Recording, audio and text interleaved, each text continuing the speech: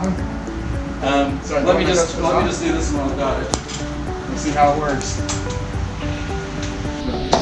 Here to here and here to here, we're fine. You can see the very first day we chose to work on this project, it was windy and super cold. It was raining and snowing and slush was falling out of the sky pretty much that whole morning.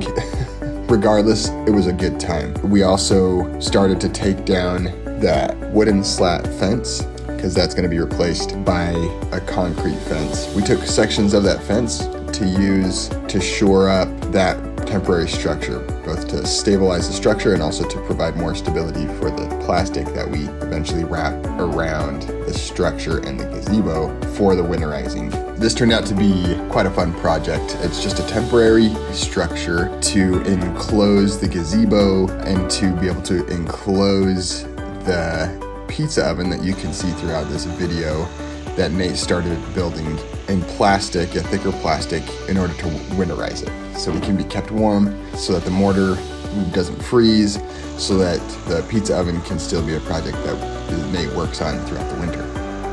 Okay, this cross brace right behind your back only has one screw on this side. So one step on and it's on the underneath, not on the. But how do you feel like that? Does that give you a little bit more stability, or do you want me to bring the other ladder over? We really went. It was kind of a convoluted way of building a structure. You can see eventually we get to that typical A-frame shape for a roof of a structure, so that snow doesn't pile up in any portion of the roof here in the plastic and risk ripping it or dripping water down into the work area.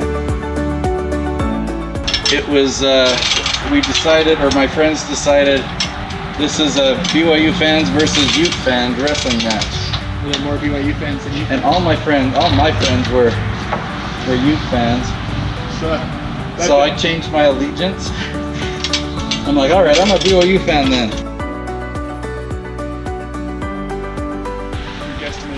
Correct? Yeah. Is that about how far? Maybe a little closer. Yeah. Okay, I overshot. So hold on, which way did I go? Yeah, I'm too far. I didn't undershoot enough.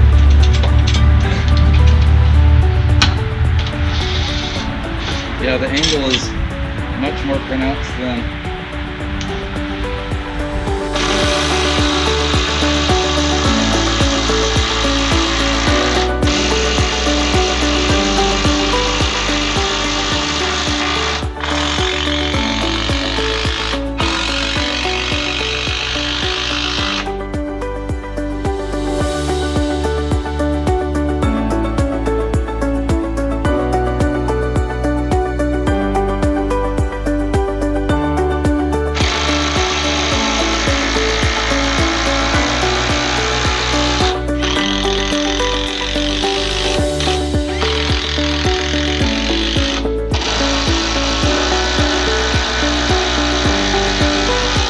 Looking pretty good. I think the only place I want to add another kind of cross beam is across there, so if we have the tarp coming down, I don't want weight of snow to push in through there. I'll show you up top.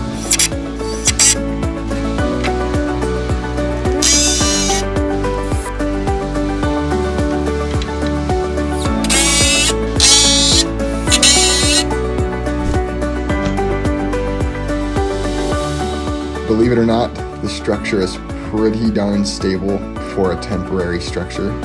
It's no amazing feat of engineering by any means, but it's functional, and that's what we were aiming for. So watch for in the future, we'll probably have some footage of us tearing this thing down and having a finished pizza oven to cook a pizza in, or any other type of food that we might want to cook there. So enjoy what you see.